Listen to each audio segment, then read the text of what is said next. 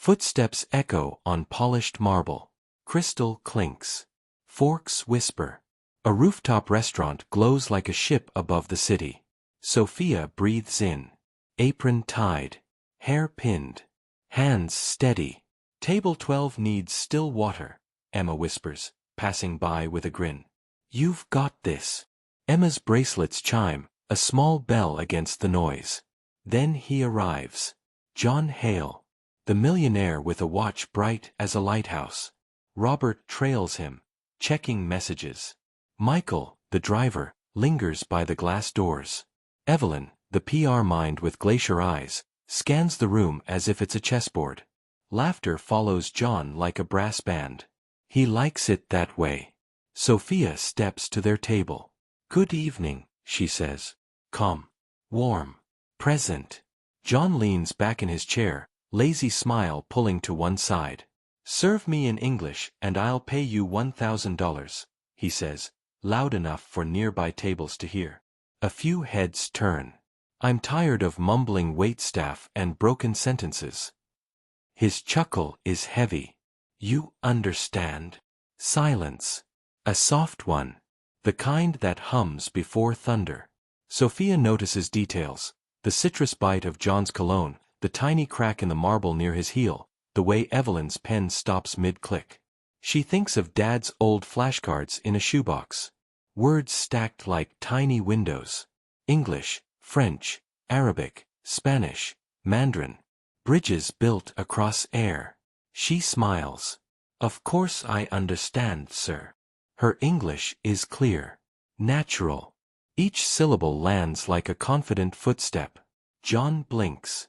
Ha! Robert smirks. Michael looks down, hides a smile.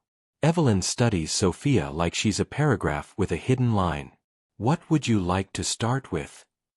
Sophia asks. Sparkling or still? We have a lemon mint cooler that tastes like early summer. John drums his fingers. Still. And bring me a reason to be impressed.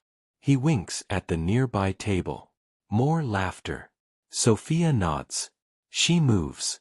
Water glides. Napkins fall soft as snow. The city's wind presses the glass with a low hush, like the night telling secrets. Do people like him change? Emma whispers at the service station. Sometimes, Sophia says. When it hurts enough. Or when it matters enough. Do you know people like John? People who think volume is proof? Who confuse money with meaning? Sophia returns with water. Chef recommends the smoked aubergine with pomegranate, she tells them. The skin is charred to velvet. The seeds pop like tiny fireworks. John stares, interested despite himself. And the steak. Seared, then rested, she says. The crust crackles. The center gives like a secret. You'll hear it sigh when the knife goes in. Evelyn raises a brow. Robert's thumbs slow over his phone. Michael exhales. A tiny, private cheer. John leans forward. Maybe you are worth 1,000, he says. Then louder to the room. But you'll have to earn it. His voice bounces off glass and stone. Heads turn again. A couple at table 8 pauses mid-toast. Sophia doesn't flinch. She feels the air gather around her. She steps closer, lowers her voice, lets the night lean in. I'll serve you well, sir. A beat. And if the language ever matters more than the meal, I'll make sure you taste both. Another silence. A deeper one. The city's hum, the cutlery's hush, the clouds sliding, the heart slowing to listen. Can respect be plated? Can kindness be heard? John grins, but it's thinner now. Prove it, he says, tapping the rim of his glass with one fingertip. The sound rings, bright and sharp, like a bell that calls a story to the edge. The interpreter for John's biggest client is late, very late, and the client just walked in speaking a language John doesn't understand. The client is Mr. Leong. Tailored gray. Calm eyes. His assistant whispers. He glances at his watch. The skyline flickers on the glass like a second city. Evelyn checks her phone. Frowns. Interpreters stuck in traffic, she murmurs to John. 20 minutes. Maybe more. 20 minutes. John laughs too loudly. We'll charm him in the meantime. Chairs hush against tile as they shift to make room. Sophia slips in with a basket of warm bread. Steam curls. The sourdough crackles like paper near a candle. Welcome, she says, placing plates with soft precision. If you need anything, just catch my eye. Mr. Liang studies her, polite, distant. He speaks to John. Mandarin. A simple greeting. A clear question. John nods, bluffs, laughs. The laughter doesn't land. It slides off the table and falls. Sophia hears Dad's voice in a memory. Language is how we hold hands without touching. She sets down olive oil that smells green and peppery. She inhales once. Steps forward. Sophia says, warm, steady. Welcome. I'm sorry, the interpreter is on the way. May I assist until then? The room tilts. Subtle. Heads lift like birds. Mr. Liang's eyes brighten. You speak Chinese? She says. A little. Still or sparkling? John looks at her as if a picture just moved. Evelyn's pen begins to write again. Robert stops breathing.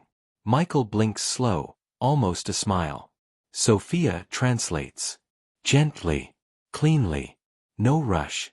Words travel across the table like lanterns over a river. John relaxes, just a fraction. Mr. Liang relaxes more. A woman at the next table drops her spoon with a clink. Excuses-moi, she says, flustered. Cream drips, a pale ribbon. It's okay, Sophia tells her without thinking. Je-vous aide tout de suite. I'll help you right away. She kneels. Napkin. Pat. Smile. Tout va bien. Merci. The woman whispers, relieved. Her shoulders fall. The storm inside her clears. Sophia rises. Back to John's table. Back to the Mandarin Bridge. John watches her now like a man who thought he owned the map and then discovered a sea. What would you do here? Step in. Stay quiet. Would you risk your tip to protect someone's dignity? The kitchen bell pings. Sophia turns and calls to the line, Uno steak medium, por favor. Why una salsa apart? Spanish lifts, quick and light, to the rafters. A cook flashes a thumbs up. John stares. How many? Sophia meets his eyes. As many as it takes to make everyone feel seen. A soft wind pushes at the glass. The sky is a deepening bruise. Somewhere, thunder counts down. Between chapters 2 to 3 quick CTA. Just once if stories about respect and second chances matter to you, tap like and share this video.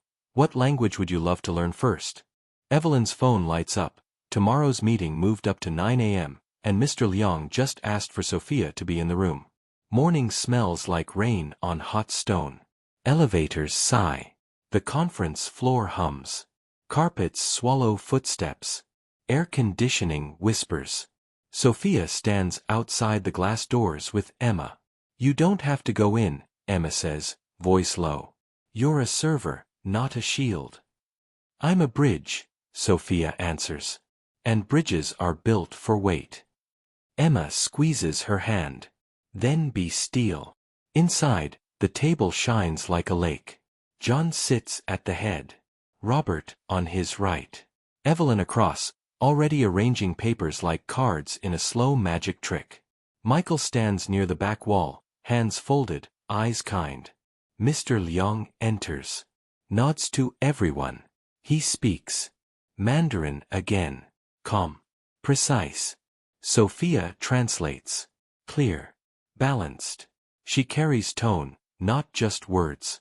Respect, not just meaning. John's proposals turn smooth in her mouth. Something human instead of hard. A call pings in from Dubai. A partner joins, voice a warm baritone. Arabic pours through the speaker like polished wood. The room hesitates. Evelyn looks to the ceiling, as if a translation might be carved there. Sophia steps forward. Welcome. We're glad you joined. She listens.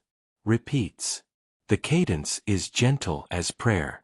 John watches, quiet now. Pride has slipped off his shoulders and is pooling somewhere near his shoes. What does a man wear when pride is gone? Maybe humility. Maybe relief. Coffee arrives. The server looks new, hands trembling. Merci, Sophia says as she helps balance the tray. Croissant pour monsieur. French again, soft as butter. The server steadies. The tray lands without a sound. How many bridges can one person be? Have you ever felt the moment a room changes temperature because someone chose care?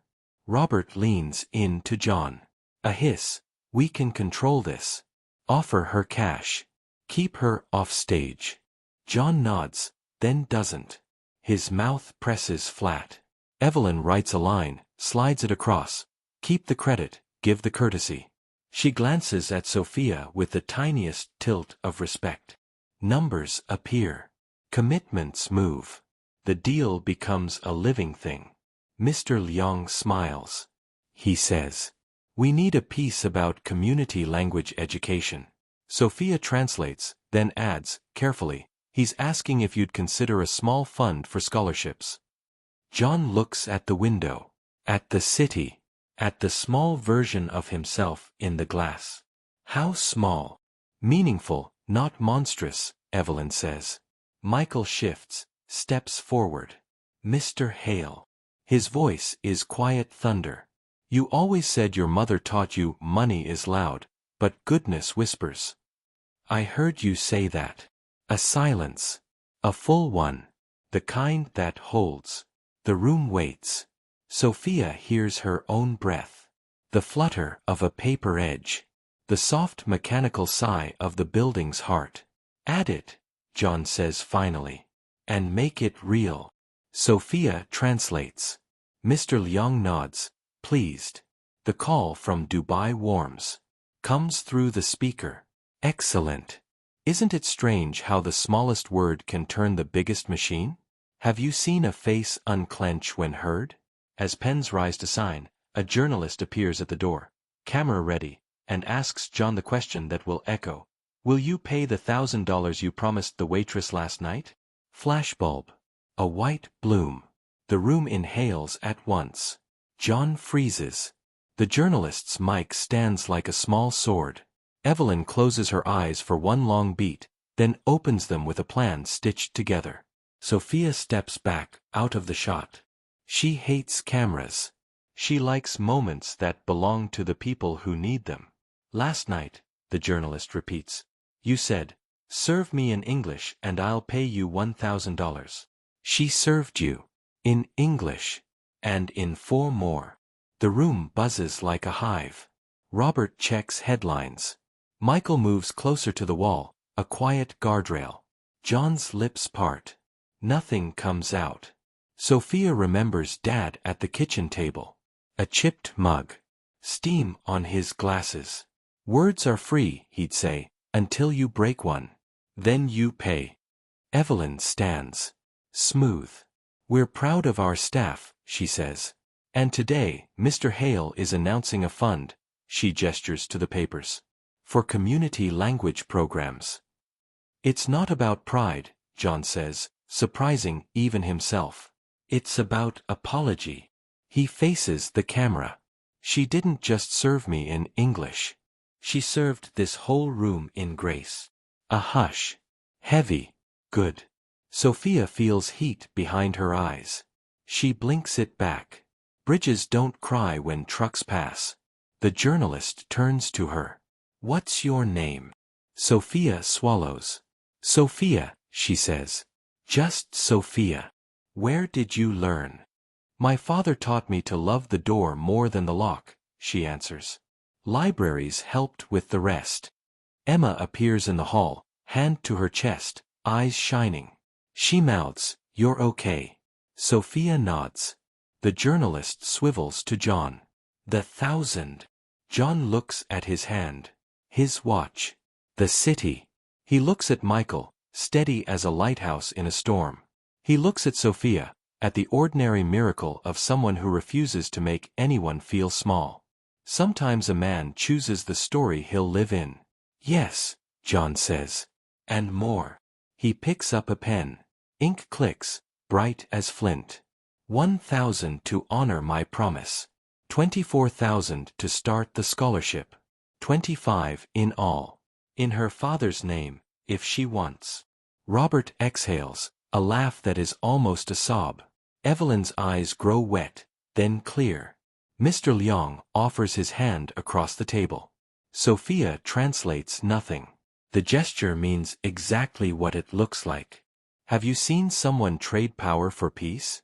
Did it make you trust them more? Or simply breathe easier? Papers are signed.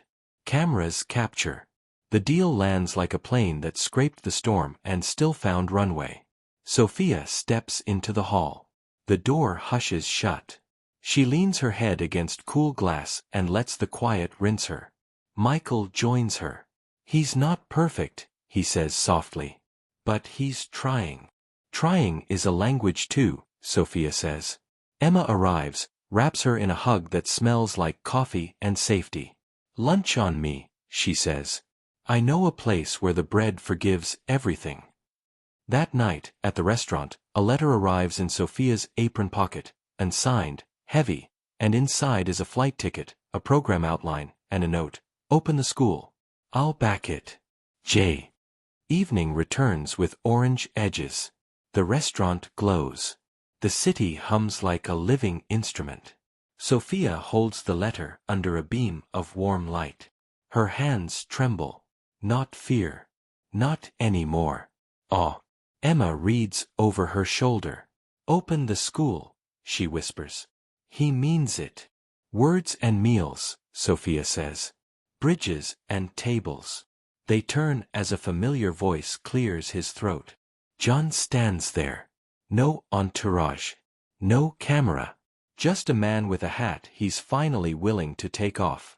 Robert hangs back by the elevator with a peace sign. Evelyn isn't here. Michael waits at the curb, umbrella in hand, the sky polishing itself to rain. I came to pay a debt, John says, placing an envelope on the table. And to say something I should have said last night. He swallows. I'm sorry. The envelope is fat. Money edges whisper. The ink smell of fresh checks. Sophia nods. Apology accepted. She taps the letter. And thank you. He looks at his shoes. Then up. What's the fifth language, he asks. You spoke English, Mandarin, French, Arabic, Spanish. You said, as many as it takes. What's the last one? Sophia thinks. She hears the kitchen clatter, the rain beginning, the faint hum of the city's electric spine. She smiles. Silence, she says. The language where you let other people speak. They stand in it together. A silence that isn't empty. It's a room with an open door. John nods. Teach me, he says. Bring chairs, she answers. We'll need many. He laughs, small and honest. Deal. Mr. Leong appears at a corner table with friends, already waving. Emma signals to the line. Bread warms. Butter softens. Olives shine. Sophia walks to Mr. Leong. She says. Then to a couple visiting from Paris. Bonsoir. Then to a tourist checking a map. Puedo ayudar? The words are not performance now. They're a garden she tends.